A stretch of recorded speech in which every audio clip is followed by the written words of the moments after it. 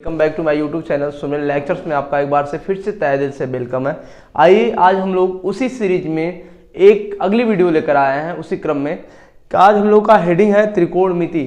Math में पढ़ा जाएगा त्रिकोणमिति, जिसका अर्थ होता है तीन कोणों का मापन। तीन कोणों का मापन ही क्या कहलाता है? त्रिकोणमिति कहलाता है। यह 10th में भी पढ़ाया जाएगा और 12th में भी पढ़ाया जाएगा आपको, ठीक है। तो इस चैप्टर को बहुत ध्यान से पढ़िएगा। तो आप तो शायद 12th से हट कट करके इसमें फर्स्ट ईयर में आ गया है, ठीक है। तो यही बात आपको 10th में भी पढ़ना है और वही बात फर्स्ट ईयर में पढ़ना है। और यहीं तक नहीं खत्म होगा यह, इसके बाद भी जाएंगे आप हायर एजुकेशन में, वहाँ भी आपको ट्रिग्नोमेट्री का यूज मिलेगा। तो देखिए, आइए देखते हैं त्रिकोणमिति, तीन कोणों का मापन। आप 9th में पढ़े होंगे समकोण त्रिभुज, राइट ट्रायंगल, ठीक है। समकोण त्रिभुज का मतलब क्या होता है कि वह त्रिभुज जिसका एक कोण 90 अंश हो तथा शेष दोनों कोण क्या हो? न्यून कोण हो, वो क्या कहलाएगा? समकोण त्रिभुज कहलाएगा। क्या कहलाएगा? समकोण त्रिभुज। पाइथागोरस जी का नाम सुने होंगे, पाइथागोरस। इन्होंने समकोण त्रिभुज को लेकर एक ट्रिक दिया था।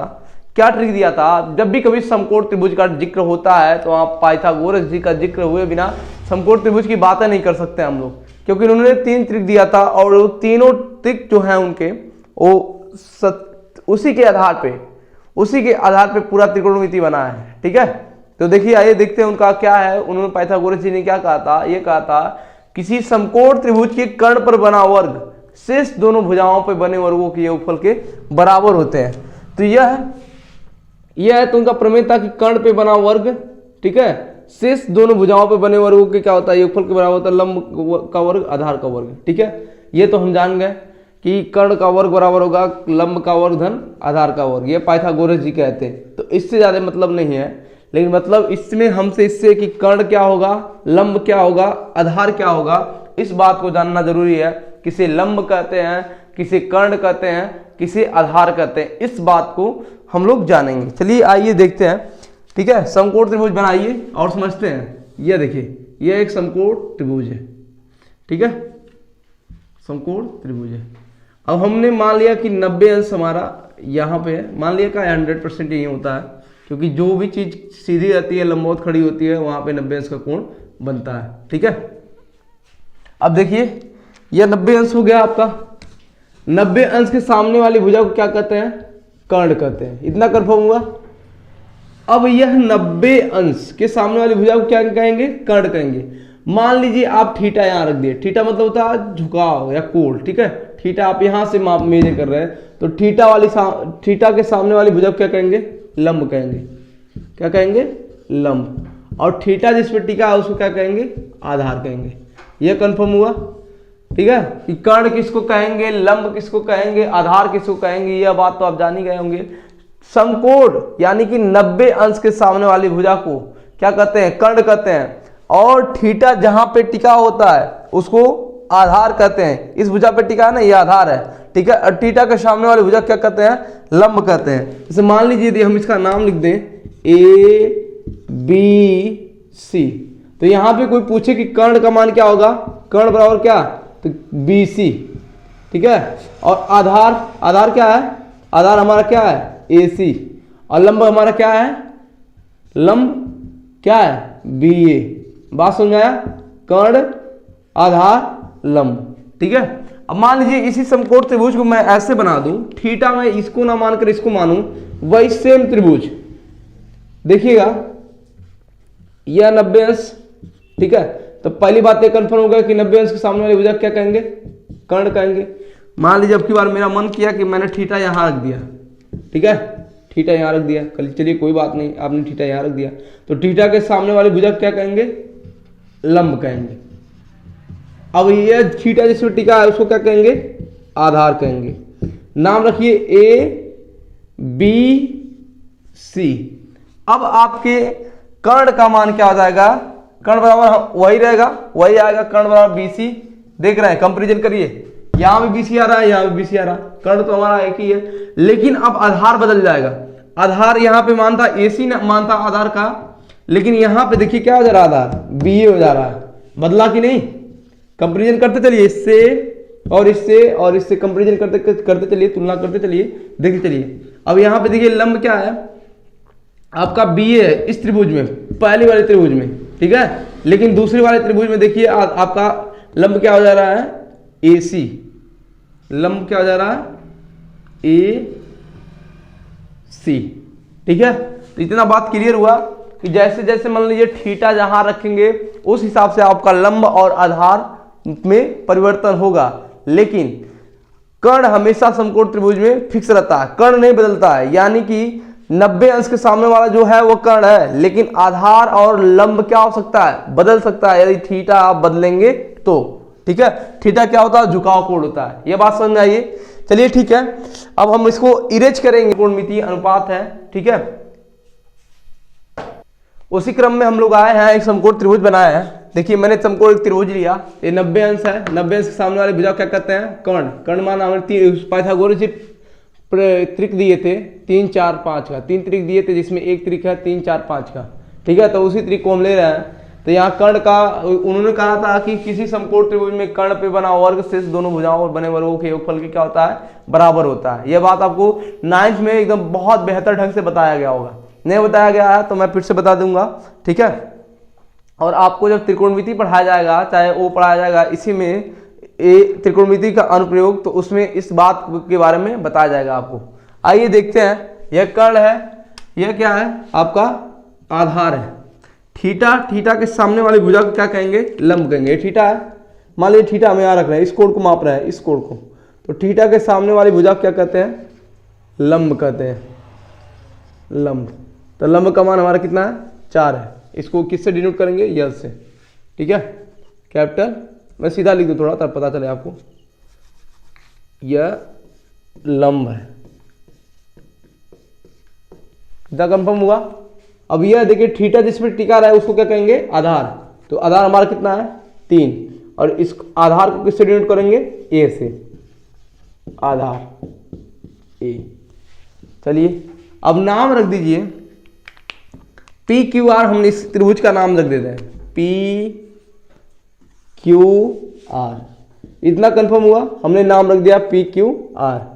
चलिए अब देखते हैं त्रिकोणमिति में क्या दिया गया, ठीक है।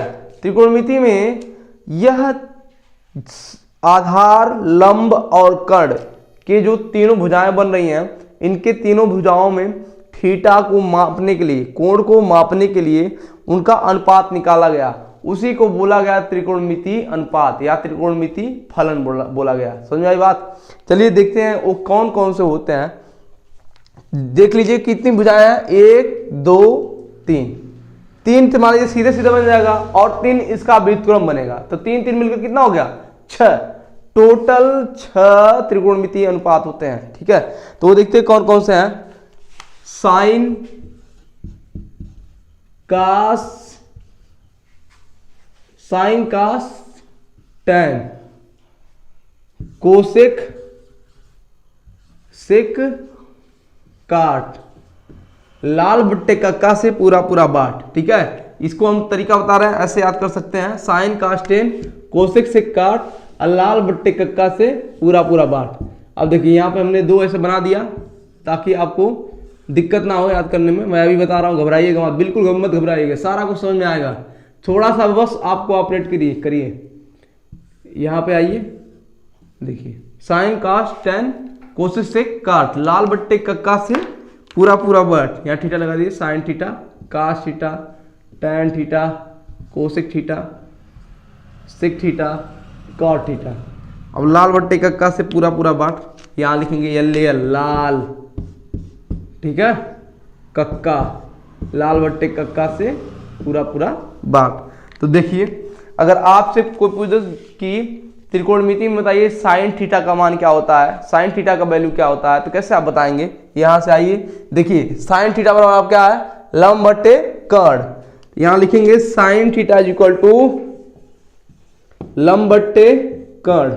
तो लंब बट्टे लंब का मान क्या है, थीटा के सामने वाली भुजा क्या कहेंगे, लंब कहेंगे। और लंब का मान कितना हमारा 4, तो 4 बट्टे और कर्ण का मान कितना है 5। बात समझ आया। एक तो साइन थीटा निकल गया। और कोई पूछ दे कास थीटा बराबर क्या होता है, तो कास थीटा बराबर हमारा हो जाएगा, कास थीटा बराबर हो जाएगा आधार बट्टे कर्ण। देखिए मैं फिर से बता दूं कैसे याद करेंगे, लिखेंगे कि साइन कास टैन कोसेक सेक काट लाल बट्टे कक्का से पूरा पूरा बाट। यह बात मैं ऐसे बोल दे रहा हूं, धीरे धीरे आप नोट्स में अपनी कलम लेकर लिख लीजिए। साइन कास टैन कोसेक सेक काट लाल बट्टे कक्का से पूरा पूरा बाट। और उसका फॉर्म, उसका रूप यहाँ पे आपको दिखाया गया है ताकि आप उसको आसानी से समझ लें। आइए देखते हैं। अब कास थीटा बराबर क्या होता है आपका आधार बट्टे कर्ण। आधार का मान कितना है हमारा, देखिए आधार बट्टे कर्ण, तो भुजा का भी नाम लिख सकते हैं आधार। आधार हमारा क्या है क्यू आर, है कि नहीं, क्यू आर बट्टे कर्ण, कर्ण का मान क्या है पी आर, है कि नहीं, पी आर है। चलिए अब इसका मान रखेंगे तो क्यू आर का मान कितना भाई, देखिए 3 है ना, तो 3 बट्टे और पी आर का मान कितना है 5। हो गया, ये तो कंफर्म हो गया। साइन कास। अब मान लीजिए टैन थीटा निकालना रहे, टैन थीटा बराबर क्या होगा, यहां देखेंगे टैन थीटा लंब बट्टे आधार, तो लंब का मान हमारा क्या है पी क्यू, लंब का मान क्या है, लंब का नाम पी क्यू, और आधार हमारा क्या है क्यू आर है, तो यहाँ पे लिखेंगे क्यू आर। अब मान रखिए इसका पी क्यू का मान कितना भाई 4 रख दिए, क्यू आर का मान कितना है क्यू आर 3। समझ में आया। Sign cos tan, sine theta cos theta tan theta, इतना निकल गया साइन कॉस टैन। अब लिखिए, देखिए कोसेक थीटा बराबर क्या होता है, कोसेक थीटा बराबर आपका होता है। अब यहां से व्युत्क्रम में चलते हैं, नीचे से इधर से देखेंगे कर्ण बट्टे लंब, तो कर्ण का मान हमारा कितना है पी आर बट्टे थीटा के सामने वाली भुजा को लंब पी क्यू, और पी आर हमारा क्या है कर्ण, और पी क्यू क्या है लंब, और इसका मान क्या रखेंगे, पी आर का मान कितना भाई, पी आर का मान 5 है, और लंब का मान क्या है 4 है। हो गया, इतना समझ आया। Sign cos tan cosec. अब सेक थीटा निकालना है तो कैसे निकालेंगे, सेक थीटा बराबर क्या होता है कर्ण बट्टे आधार, कर्ण बट्टे आधार, तो कर्ण का मान कितना है पी आर, आधार का मान कितना है क्यू आर। मैं बार बार कह रहा हूं कि जैसे हम लोग ऊपर से चल रहे थे, जब ऊपर से चल रहे थे तो इसको ले रहे थे इधर से ले रहे थे, इधर वाला इधर से ले रहे थे, लेकिन जब नीचे चलेंगे तो इधर से देखेंगे, इधर से कर्ण बट्टे लंब, सेक थीटा बराबर हो जाएगा कर्ण बट्टे आधार, कॉट थीटा बराबर हो जाएगा आधार बट्टे लंब, तो सेक थीटा बराबर क्या होगा कर्ण बट्टे आधार। तो कर्ण पी आर का मान कितना हमारा, कर्ण और आधार का मान क्या है ए, के बराबर 5 है, ए बराबर क्या है 3 है। कंफर्म हुआ सेक थीटा। अब आ जाएंगे sine cosec sec cot theta, चलिए कॉट थीटा हो गया। अब देखिए कॉट थीटा बराबर क्या होता है आधार बट्टे लंब, आधार का मान कितना है क्यू आर, और लंब का मान कितना है पी क्यू। अब इसका मान रखिए क्यू आर क्या है हमारा, क्यू आर आधार है, ए से डिनोट करेंगे। अब पी क्यू क्या है हमारा पी क्यू लंब है, मान रखिए आधार का मान कितना है 3 बट्टे, और लंब का मान कितना है 4। इस प्रकार से आपका त्रिकोणमिति का इंट्रोडक्शन कंप्लीट हुआ। ठीक है, आप यहाँ पे 6 त्रिकोणमितीय अनुपात बन रहे हैं, 6 त्रिकोणमितीय फलन बन रहे हैं, उन सारे को देखे हैं आप, और इसका स्क्रीनशॉट ले लीजिएगा आप, ठीक है, ताकि आप आसानी से इस बात को समझ सकें। फिर से इस ट्रिक को जानते रहिएगा, sine cos tan cosec sec cot लाल बट्टे कक्का से पूरा बाट। थोड़ा इंट्रोडक्शन फास्टली चला है क्योंकि पाइथागोरस जी का जो प्रमेय है वो मैं ये मान रहा हूँ कि आप 9th वगैरह में पढ़े होंगे, थोड़ा कुछ समकोण त्रिभुज जरूर बताया गया होगा, नहीं बताया गया होगा तो फिर यहाँ 9th का आपको पढ़ाया जाएगा। सारा 9th का जो क्लास है वो सारी वीडियो अपलोड की जाएंगी, 12th का भी वीडियो डाला जाएगा, फर्स्ट ईयर का भी डाला जाएगा, लेकिन धीरे धीरे अगर आप इस चैनल पे बने हुए हैं तो बने रहिए और चैनल को सब्सक्राइब कर लीजिए और कमेंट बॉक्स में जरूर कमेंट करके बताइए कि मैं कैसा पढ़ा रहा हूँ, ताकि मुझे एक एनर्जी मिलेगी आपके द्वारा। ठीक है, अपने दोस्तों में शेयर करिए। लॉकडाउन का माहौल है, जानते ही हैं, कोई बच्चा विद्यालय पे नहीं जा सकता है, इसीलिए मैंने मेधावी बच्चों के लिए, ठीक है, ऑनलाइन अपना एक चैनल शुरू किया हूँ ताकि मैं मेधावी छात्रों तक पहुँच सकूँ, वो भी फ्री ऑफ कास्ट। और यहाँ पे कोई शुल्क वगैरह नहीं लग रहा आपका। ठीक है, आप नोट्स भी मांगेंगे तो आपको व्हाट्सएप पे नोट्स भी दे दिया जाएगा, और आप सवाल भी पूछना चाहेंगे तो व्हाट्सएप नंबर मेरा दे दिया जा रहा है, आप वहाँ पे डायरेक्टली व्हाट्सएप कर सकते हैं मुझको और अपना सवाल बेझिझक पूछ सकते हैं। लिख लीजिएगा 7985214128 सुमिरन सर। ठीक है, ये मेरा नाम है और मेरा फ़ोन नंबर है, इसी पे व्हाट्सएप नंबर चलता है। ठीक है, तो आप वहाँ पे नोट्स भी लिख सकते हैं और अपना प्रॉब्लम मुझको शेयर कर सकते हैं और आपको सॉल्यूशन दे दिया जाएगा। ठीक है, चलिए आज के लिए इतना ही, मिलते हैं अगली वीडियो में।